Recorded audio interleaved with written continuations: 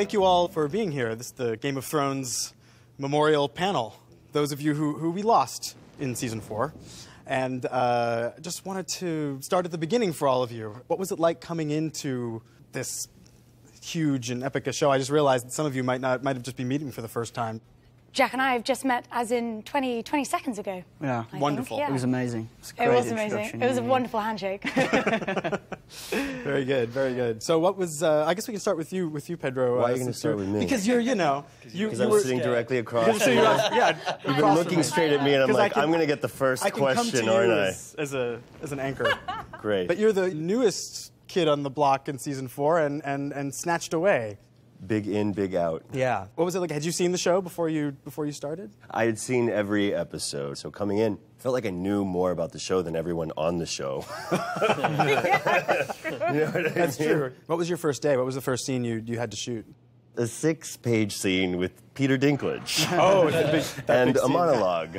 And stuff like that. So when you were telling the story of meeting Tyrion as a baby. Meeting him and seeing him as a baby and like becoming his and becoming his ally and telling him that I would fight for him. I will be your champion. And Jack, you've been with us, I think, longer than anybody here. You date back to the very original pilot. Yeah, I was very, very intimidated when I went on. It was such a big scene to begin with. I think it was the scene where all the Lannisters and Baratheons go to the Stark house. So right from the get-go, you know, I was kind of thrown into just meeting everyone and kind of getting to grips with, first of all, riding a horse. Yeah, I'd never ridden a horse before. And so it was actually quite a nice atmosphere. One thing that's lovely about your performance and your interpretation of Joffrey, and I can actually put this question to Charles as well, is that you're both villains in the piece, but neither of you approach that at all, and I think it really shows in the characterization. Yeah, I mean, you want not for there to be sympathy or empathy, but perhaps just that it's not so black and white. So that's a fun kind of tension for me to play, someone who's so kind of perhaps superficially evil, you know, to see his motivations and perhaps just humanize him a bit. Tywin's a kind of emotional desert, really. But it's kind of great fun to play because Tywin is king of this lot, really. And I think he does know that. Called Joffrey Hand of does. the King, but, you know, I mean... What was your first day on set? Which was it couldn't have been the stag scene. Was that your first? No, that was the second one. The first one was in a tent. It was in a tent that was in a field at freezing. 3 o'clock in the morning. Yes. Bitterly cold. And I thought, why are we in this tent? There are no shots outside the tent. This tent could be set up on the studio floor and we could all be warm. Instead of freezing our asses off in the middle of this field, 20 miles outside of Belfast. Welcome to Game of Thrones. But, you know, the end result, like all of the stuff in this, I mean, it looks absolutely sensational. And then David and Dan came to my trailer one day and said, "Are you vegetarian, Charles?" And I said, "No, why do you ask?" And they said, "You ever butchered a deer before?" I said, "No."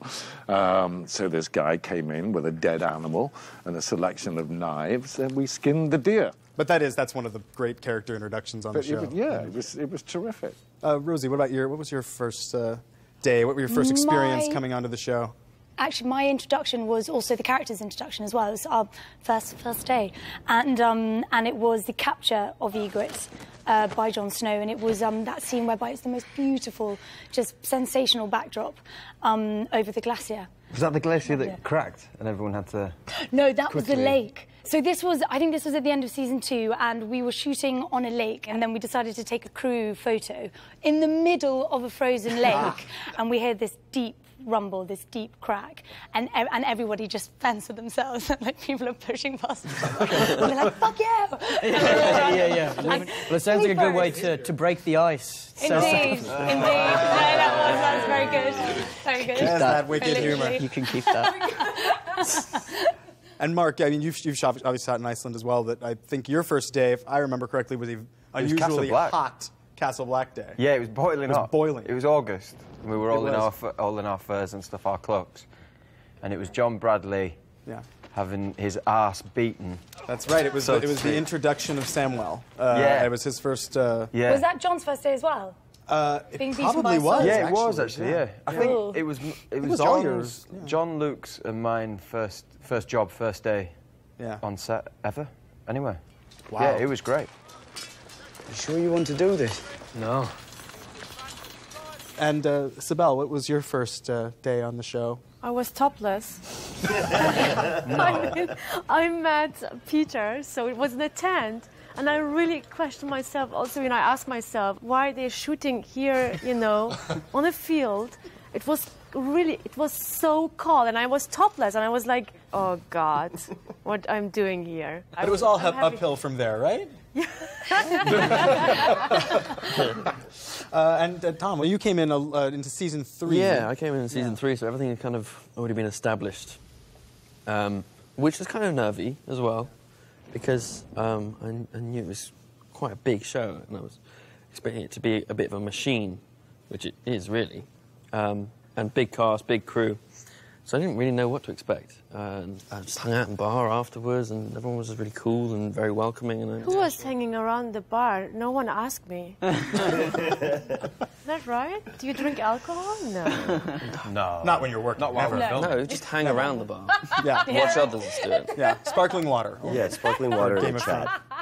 You probably have all had some interesting fan encounters over the years. Can you speak to that? There was a guy. We were crossing the road. It was this year, actually. I think it probably in October. And we were with Kit, and this Irish guy came over to us, and are you Kit? You're Kit, are you? Yeah, I am. Yeah, very humbly, I am. Yeah. You're Jon Snow. He's like, yeah. And he looks at him, takes a second look, and he's like, no way, you're too fucking short to be Jon. And ran off up the street. Anybody else have any interesting fan encounters? I learned about my death from a fan. Really. Oh, did you? Yeah. That's how you found out. I was going to ask. Yeah. How? Because I'm afraid I haven't read any of the books at all. Well, they're that thick. They're rather frightening. Yeah. That alarms me when I'm confronted with a book of that size. And a guy came up to me in the street in London. He said, "Game of Thrones, fucking great." I said, "Oh, well, thank you very much." He said, "You've got a great death scene." I said, "Have I really? What is the manner of my death?" You see. Anyway, and he told me, and I thought, "Oh yeah, that's what I've got to look forward to." Your manager. Yeah. What's going on? Yes. But did you know you were going to die at a certain point when we? No, I had absolutely no idea. No, that's so funny. No. We'll get to the death scenes in a minute. We'll discuss those in detail. But any other before we kind of move on to the death side of things in the end, are there any particular favorite moments you had over the course of the series? Yeah, I have many. I'll pick one. Shooting an orgy that gets interrupted by Charles. It's unlike you, Charles. That was one of my favorite days on set. Yeah. One of the actors, she wouldn't wear her robe. Do you remember? Yes, she just wandered around. So we're in the green room, and playing Words with Friends or something with David, and Charles is reading the paper, and next to him is a completely naked person. That's amazing. And Charles has the paper, and she's trying to talk with him, and he's like, and he looks up at me, and he's like, Charles, a naked woman. Yeah. David Benioff, Words with Friends. Yeah. You never thought you'd reach Game of Thrones. these heights. Yeah. What about you beyond the wall types? Any favorite? I think my most memorable scene would have been actually climbing the wall. Oh, so yeah, it was when of they course. built the art department are incredible. They built this 50-foot wall in one of the studios and then kind of like surrounded it with green screen and we were all very well looked after. We all had our harnesses on and our wires and I had to be dropped. Oh my God, it was amazing. And you're really climbing there. We really are. But it was obviously very safe. But it's kind of like for dear life. And then you've got a wind machine on your left and a snow machine on your right, and it's all very much in the moment. It really is. It really, really is. But without telling me, they decided to drop me at a faster rate. Oh. Just so that there was that kind of like shock element. So that was real, guys. That was real. There's no acting involved there. I really didn't know I was going to get dropped at such a fun And we speed. got it. And we got it. And now we can move on. Charles, do you have a particular favorite scene or moment from your time on the show? Yeah, it was a great ego-boosting moment to actually ride into a palace. That's pretty cool. That hero shot. Yeah, with a couple of hundred extras with a horse that does an enormous dump just at the top of the shot and to ride straight down through the middle. I mean, it's quite heady stuff, really. It's great. Jack? I'd certainly probably go along with Charles' idea of the ego-boosting thing. I think my favourite kind of or most memorable scenes were when, like, I just have 100 or so minions listening to my every word, you know, beneath my feet, like the wedding feast itself. That was fantastic. And then the massive lion head through which the dwarves came out. That was amazing. Such a kind of a kid's imagination, just being like, I want dwarves dressed up as, like, these people fighting each other. Yeah, that was very memorable. It's like Joffrey's MTV Sweet 16. Yeah, 100%. Absolutely. Yeah. Well, Charles has already answered this question, but I guess we'll open with when did you find out you were going to die? How did you find out? And I mean, with you, it was probably kind of part of the whole pitch, right? Because, yeah, I knew before I got the part. And there was constant talk about how it was going to happen and how disgusting and horrifying it was going to be and how it would compete for one of the most disgusting deaths in Game of Thrones, which is saying a lot. Yes, it's true. Right? If I were to make the top 3, then that's just pretty horrible. I'll never die that badly again for the rest of my life. I think you most certainly have made the top 3. Yeah. Right? Yeah. If not the top. It would, right? Yes. Until you see it, it's disgusting. It really is. I'm fighting a 6'8", 420-pound. He was 6'8"? He was 6'8", 420 pounds, and his sword was like my height. From like from the handle up to it was my height, and he'd like wield this thing around, and I have my little spear that I'm helicoptering around. It's like trying to move in like tight leather armor, you know. I'd like finally like learned how to. I'm like, look, I can make that woo woo woo woo noise. And then they put on this tight like leather armor, and I'm like, it's gone. I can't do it anymore, you know. And could you talk a little bit since we're on it? Talk a little bit about the process of smashing your head. They shot my head being completely split open, and the blood and everything like that. And then there was a final shot, and they put all of this prosthetic, like goopy, disgusting brain chunks, little bone marrow, you know, and then like just pumped the blood so that but it was all very cool. Like it was, the temperature of it was completely cool, you know? So they're like, this is going to be really uncomfortable. You're going to feel a lot of pressure and you're not going to, but it's okay. We're going to have like breathing and I was passed out. I was like, completely out. So, Mark, now this is interesting because, you know, Gren's not dead in the books. No, he's not. Yet. No. We killed Gren early. But it was actually, it's really a compliment because we knew that the Battle of the Wall had to have consequences for characters that the audience loved and care about, and that would be you and Joe Alton, who plays Pip, who also meets his maker in the Battle of the Wall. Yeah. Were you told, or did you have to read it? No, I opened the script for episode 9 and started reading this epic battle sequence that lasts the whole hour. 100,000 versus 100, guarding the wall for honor and the survival of mankind, and I get to page 92. There's this scream of the Night's Watch oath going into battle, and there's the gate in front of me, and I skip 10 pages, and I just see Gren is dead. And I went, the fucking bastard. My girlfriend was sat on the sofa opposite, and I went, do you know how much money we're going to fucking lose because of this? You can wave bye-bye to the car. I got to Belfast, and David and Dan were stood in the bar, and I just put a hand on each shoulder, and I was just like, you fuckers, you've killed me. You've taken me away. But yeah, I mean, it's true. We were in the writers' room. We said, you know, it's going to kill the audience, but we have their hearts are going to break. We got to kill Gren. Hurting them. We got to hurt them. If we're not hurting them, then the show doesn't work. And you haven't told at the time of this recording, you haven't told your folks, right? Your parents that. No, I haven't told. You're going to watch it with them? Yeah, absolutely nobody knows. So they're probably watching it now. So. What was it like filming that scene? I mean, you're basically having to act against a giant that isn't there. Yeah, it's just a big green sausage, really, coming towards you. And they had this camera shot where it was on a crane. And it started high and came low, and I'm laid there, and it sort of drifts into my eyes. And it was timed with John, Bradley, and Kit walking through the tunnel to discover the body, and they were walking at such a slow pace, and my eyes are open in the death. The camera's there and it's coming. I'm like, no, I'll blink, cut, start again. There we go. But it's quite a scary thing, isn't it, knowing that you can't blink. And as soon as your head starts going, don't blink, don't blink, don't blink, hold it together, hold it together. My eyes had to be kept open by two people. Yeah, because I just couldn't do it. Yeah. So it was the director of photography and the director who came over and was like, Jesus Christ, Jack, come on. It's just like literally held my eyes open so they could take like a CGI shot of my face and then like, I don't know what they're doing. Oh, they're going to take the hands out. Something like that, I don't know. Oh, wow. Yeah, so that's my level of like inaptitude. Like. It's a hard thing. It is. And Rose, you probably were you informed of your death when you took the part, or did you? Do you know what I did a bit of research before I started. So prior to even season 2, I'd read all the books. That's a lie. I'd read 4. Right. So I knew of my character's arc even before I started.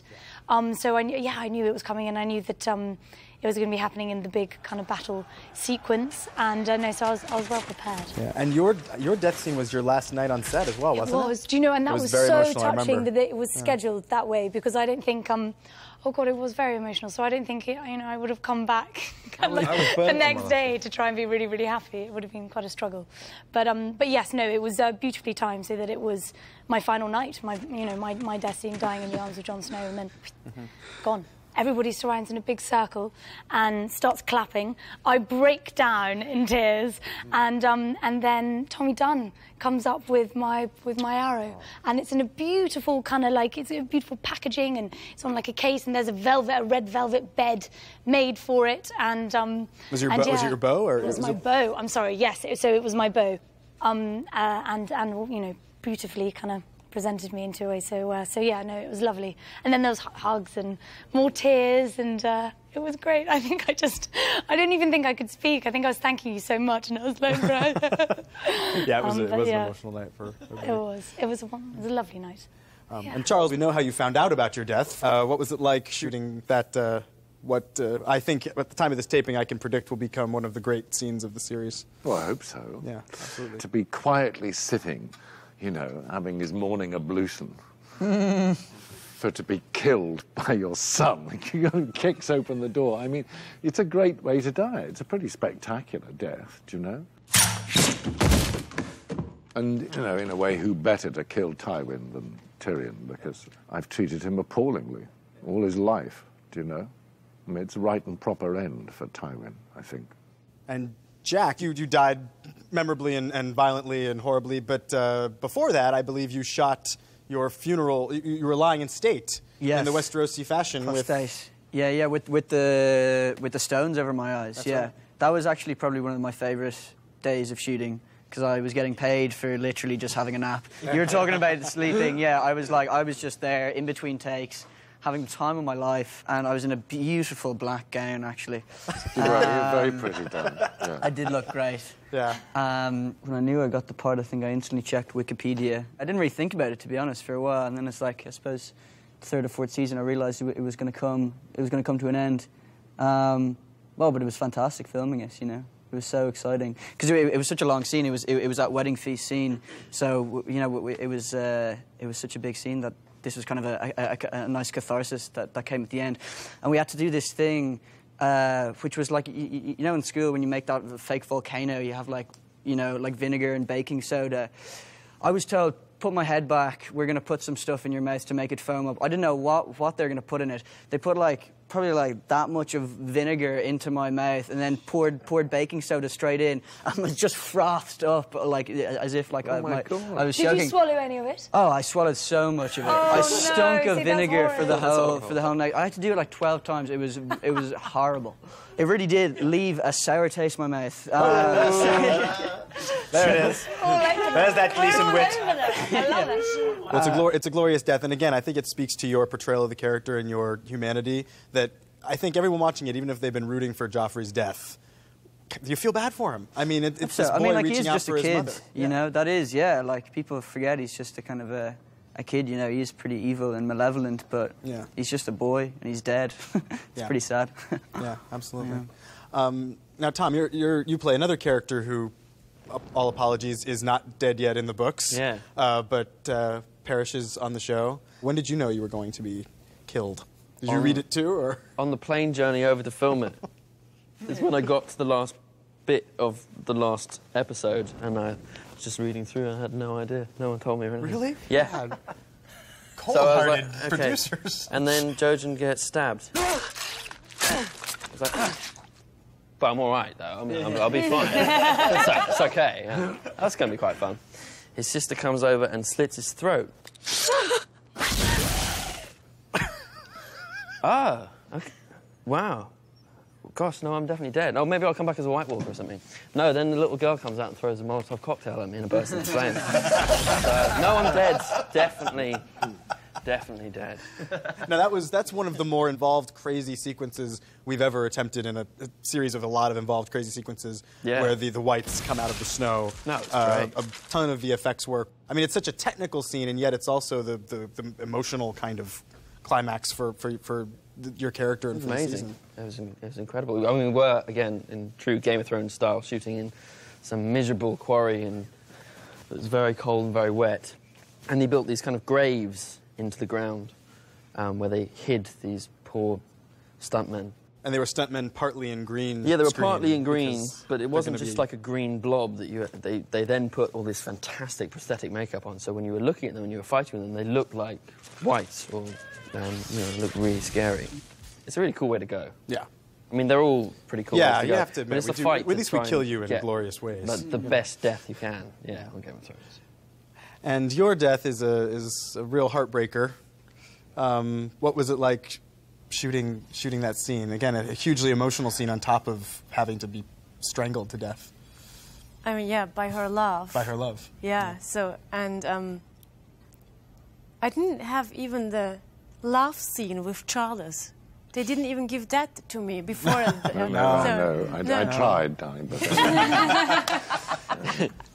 It was a stressful day. It was my last day. And it was your last day as well. Yeah, and I said, no, I'm not acting this. I can't. I need 2-3 days more. So after 25 takes, they said, Sibel, you have to die now. Just act. Your love story, and tragic love story, is one of the great arcs in the show. And, but the people are going to hate me, right? Because at the end, I mean, I was at the trial I think it's complicated, which is the fun of it. Yeah, he called me whore. I mean, I'm not a whore. No, you're not. Yeah. Shay, I'm talking about Shay. Yes. So some of your last days on sets were your death scenes, but not Pedro. Your last scene, you went on for a while after you died, didn't you? I did, yeah. What was your last day on set like? What was My the scene? last day was like staring out at the Adriatic Sea with Lena Headey. The scene in episode 5 with the walk and talk. Yeah, the walk and talk. It was a bit righteous and selfish of me, but I got out of costume and I jumped into the water while everyone else was like, "Fuck you, dude," because they had to keep working and it was really warm and the water was just begging to be jumped into. It was just like crystal blue and perfect day, and we were on this kind of like pier, and so I had this like really, really long running start where I just got to sprint towards the water and then just like, dive in. And I'm like, you're like a fish, wee, wee, and they're all like, you fucking asshole. Thank God he's dead. Thank God he's dead. And you washed yourself clean of Oberyn Martell. Yeah, and then I literally got into a van and went to the airport with Lena. Oh, wow. With your new best friend. With my BFF. Yeah, okay. Well, why don't we segue then into sort of the kind of last thoughts of and we'll go around of your character and what it was like to, what the character meant to you and then this overall kind of the experience of Game of Thrones and what that meant to all of you. And so I guess we'll start with you again? Since we're here. Maybe talk about Oberyn first a little bit, just, the experience of that character in the story. And then. Well, he's such a badass. It was an intimidating experience playing somebody who lives purely through his passions, who is completely uncompromising. He does what he wants, when he wants, and it was a little bit of fun to do. And I had the time of my life. And Tom, any thoughts on playing Jojen and your experience on the show? Yeah, I mean it's been brilliant. It's been great fun. It's been like I said, the first time I've ever actually been able to come back to a character. That's been really nice to go away for a year and then you come back. I mean, I was only in 2 seasons, but coming back for my second, I felt like I was coming home.